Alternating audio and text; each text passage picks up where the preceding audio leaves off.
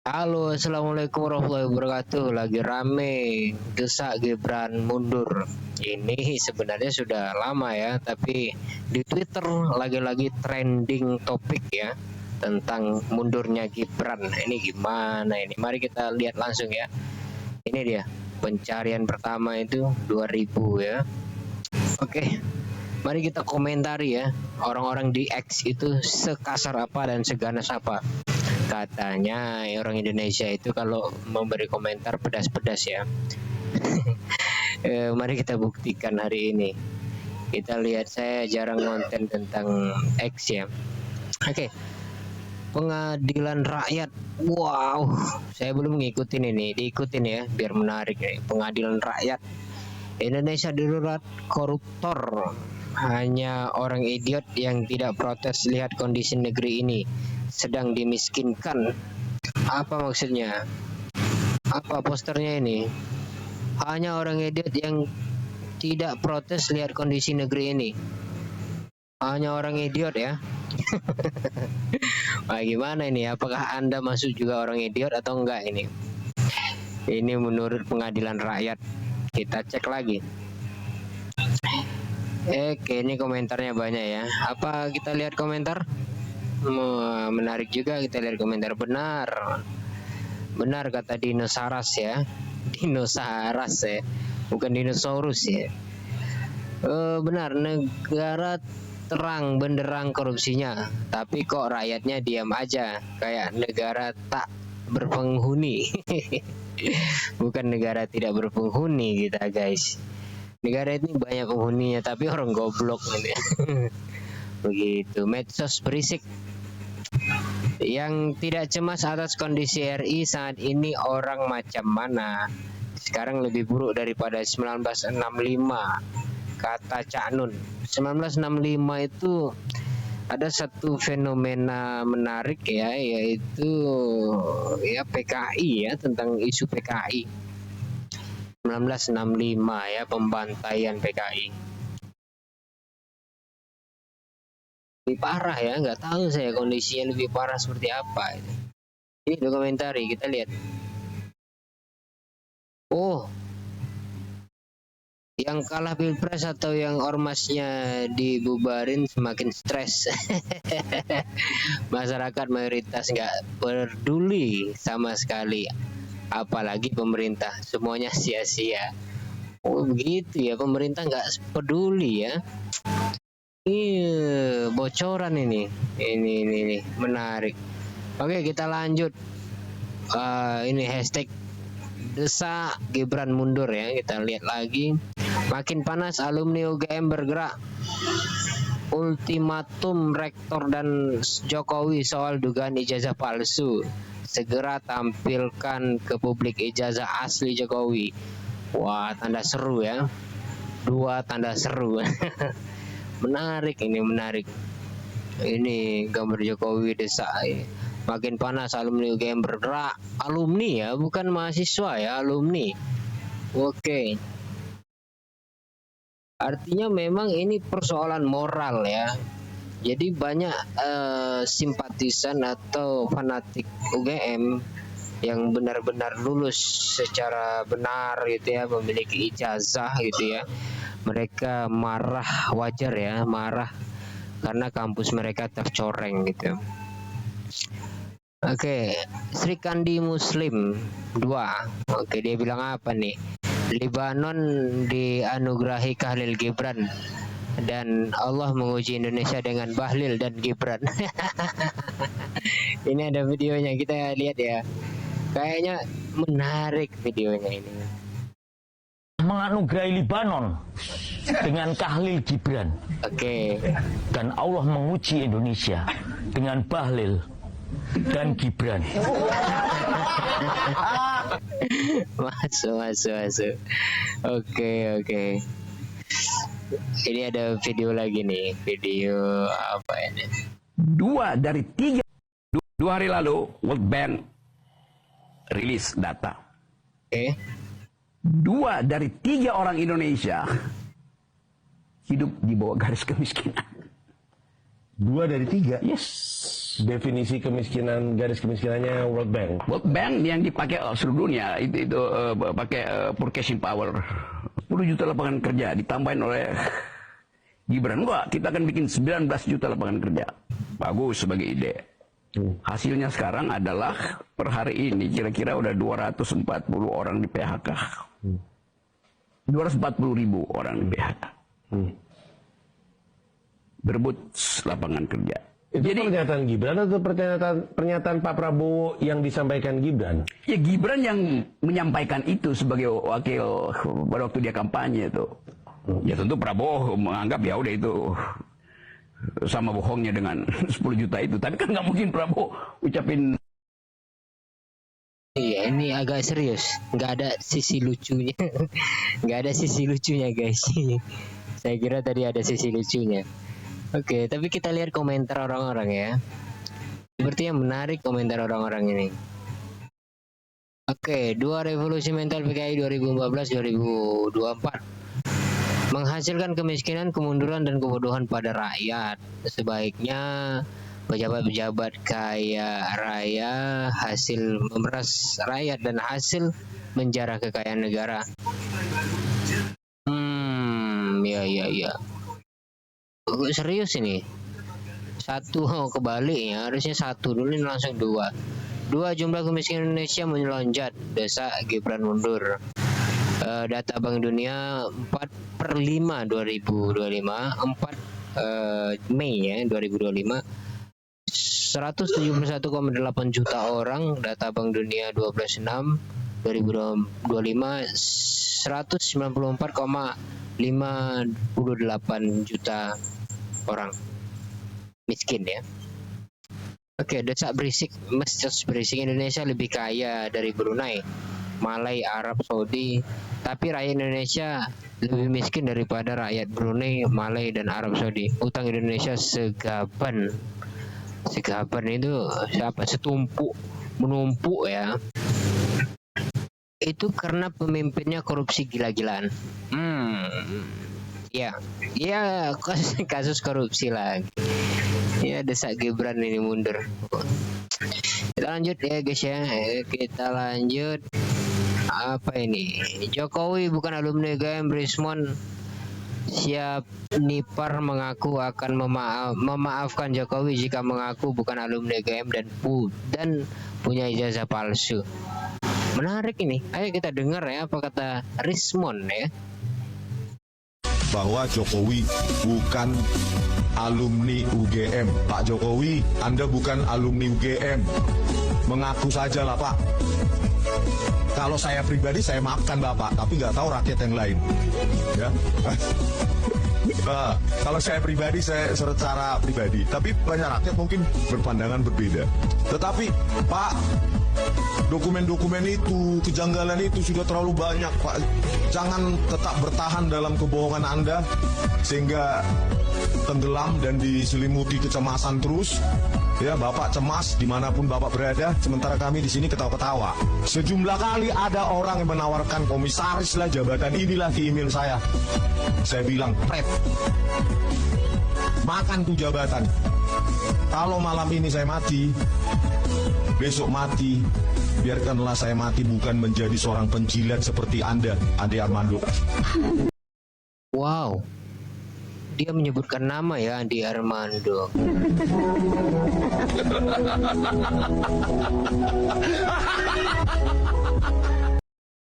Luar biasa, mentalnya kuat sekali mentalnya, ini bagus ini. Tapi kita nggak tahu ya, sampai sekarang itu kita dibodohkan, dibuat dungu sama Pak Jokowi ya. Kalau memang benar ijazahnya itu asli, ya tinggal tunjukkan aja kan ya. Sesimpel itu. Masalahnya adalah di setiap penundaan pasti ada kejanggalan, pasti ada perselubungan, persekongkolan, kejahatan. Itu statement Rocky Gerung, bukan statement saya itu. Oke, seret lagi ya, desak Gibran mundur, alumni UGM bergerak. Jadi ini hashtagnya desak Gibran mundur, tapi yang dipersoalkan adalah Jokowi ini, anak bapak ini. Jadi malu kita ya, malu kita punya mantan presiden yang punya ijazah palsu. Jadi mohonlah Pak Jokowi, mudah-mudahan ijazahnya asli ya. mudah-mudahan asli supaya kita tidak tertampar oleh dunia ya.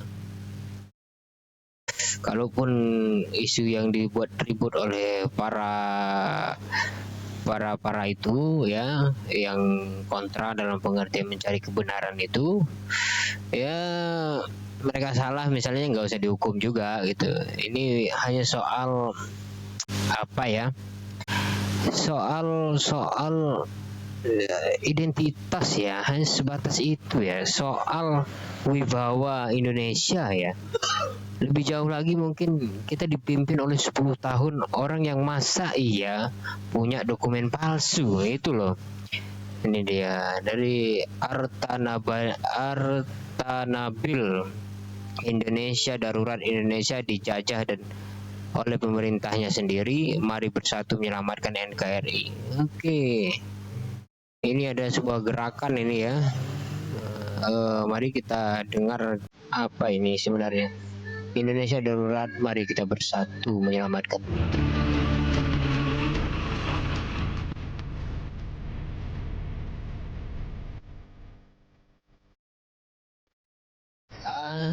Cuman gitu aja, musik-musik gak jelas. Ayo kita lanjutkan guys ya, supaya nggak panjang-panjang. Indonesia darurat, mari bersatu menyelamatkan NKRI darurat. 7 Juli 2025, rakyat bersatu melawan koruptor di Kepung DPR RI. Oke. Tom Lembong 5 juta ton. Fakta mengejutkan, Tom Lembong mengimpor gula paling sedikit jadi tersangka. Bagaimana dengan Mendak yang lain yang mengimpor gula lebih fantastis? Masuk akal sih, 5 ton ya total impor 15. Ya kalau pertanyaannya kenapa ya, karena Tom Lembong itu afiliasinya sekarang sudah berubah itu loh. Sudah berubah karena ada prinsip sesama setan tidak boleh saling menghukum itu loh. Kalau Tom Lembong sudah tidak menjadi setan dalam pengertian itu ya, saya memberi contoh radikal gitu ya. Sama-sama pemain bola misalkan, tidak mungkin saling membuli. Kalau di tongkrongan ada situ ada atlet voli, ada atlet, kan pasti sama pemain bola saling mendukung kan gitu ya. Sesama jenisnya itu. Ini Mahfud MD komentar menarik nih, kita dengar dulu ya Mahfud MD. Ini terakhir, setelah ini sudah ya. Pengendalinya Budi Ari, karena pejabat yang menimbulkan korupsi itu dipaksakan masuknya oleh Budi Ari. Oleh sebab itu dia harus dianggap sebagai penanggung jawab, bahkan bisa dianggap sebagai aktor intelektual dari seluruh peristiwa ini, sehingga dia sehamina wikati abut. Jangan ditanyakan, loh Pak Mahfud, Anda turunkan Menko ketika Budi Ari itu menjadi Menko. Waktu saya Menko tidak ada kasus itu. Kasus ini muncul bulan Maret tahun 2024. Kasus penyuapan, kasus itu semua kan bulan Maret berdasar expose polisi. Penyetoran uang ke pria ya kan bulan Maret menurut itu. Jadi saya sudah keluar dari Sitbul. Bukan untuk menghindar, tapi untuk proporsional. Oleh sebab itu kalau secara hukum dia sangat layak menjadi terdakwa utama, sangat baik secara hukum. Tapi secara politis beda lagi. Politis itu berkaitan dengan jaringan politik yang membackingi dia dan dibackingi dia. Kalau dia sudah buka suara, jadi juga sini ke sana mari, maka mungkin bisa menjadi OCK agak dipilih. Tapi menurut saya hukum itu tidak usah terlalu banyak diharapkan menyentuh semua orang yang mendapat atau menjadi backing. Ya, Budi Arinya aja pelaku yang pasti, yang menurut saya ya, dan menurut berbagai analisis di luar Pak, karenanya muncul di persidangan resmi tuh Budi Ari mendapat bagian 50%, meskipun dia mengaku saya tidak tahu menahu. Nanti dibuktikan aja di pengadilan, karena hasil acara pemeriksaannya itu kan ada bulan Maret ada penyimpangan. Iya, apa ini ngomongnya nggak paham saya. generasi penjilat. Untuk menjadi komisarisnya ya, seperti Adi Armando ya, yang menjilat pantatnya Gibran ya, sekarang berhasil dia jadi komisaris PLN, padahal sebelumnya sudah menjadi korban pemukulan dia ya, tapi ya begitulah jalan hidup seseorang ya. Kok masih diingatkan dia itu pernah dipukul, korban pemukulan? Kurang ajar nih, siapa ini? Aduh, penjilat akhirnya jadi komisaris katanya. Oke, lanjut guys. Setelah menjadi korban pemukulan, dia semakin giat sekali menjilat di kanal YouTube-nya itu dan mendungu-dungukan saya itu orang, Adi Armando.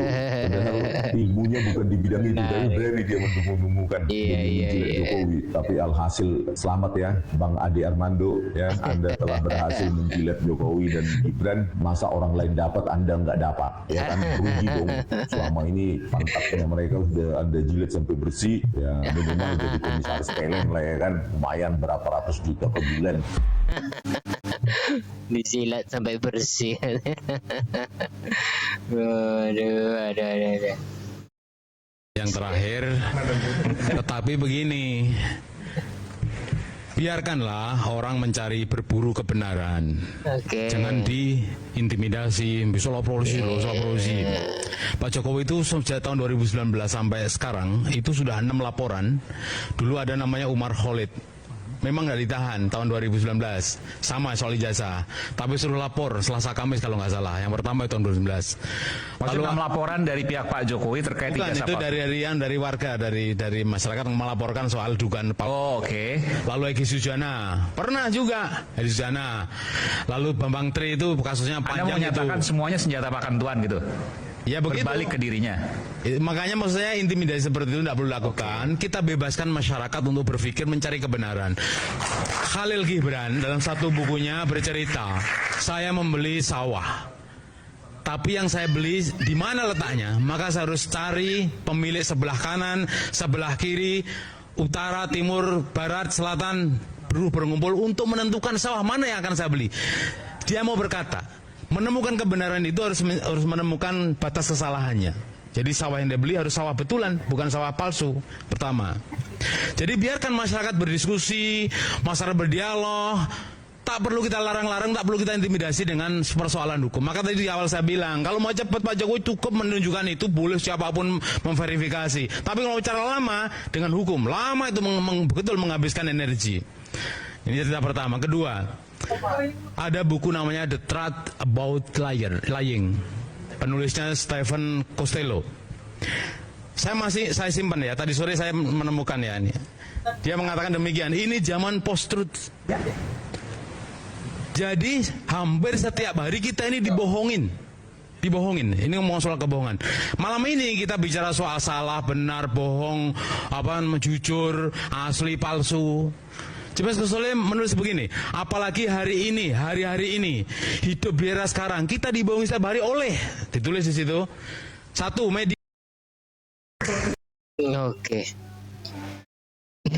Begitulah ya Pak ya. Jadi memang mengharapkan kebohongan untuk jujur itu sulit ya. Bohong-bohong yang harus diberi punishment ya oleh masyarakat. Dan itu data yang sangat luar biasa ya, yang bisa kita ambil dan screenshot seperti ini, kita rekam videonya, bahwa memang intimidasi terhadap pelapor itu terjadi di Indonesia, yang pelapor itu adalah dianggap bertentangan dengan pemerintahan saat itu.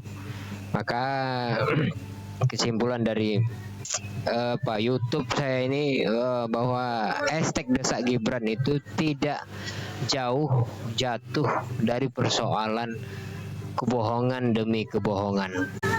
Walaupun dari beberapa yang saya scroll dari atas sampai ke bawah tadi hampir tidak menyentuh kenapa Gibran harus didesak untuk mundur gitu kan ya.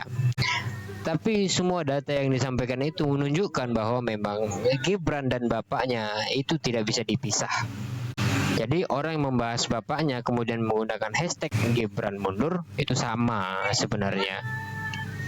Wassalamualaikum warahmatullahi wabarakatuh.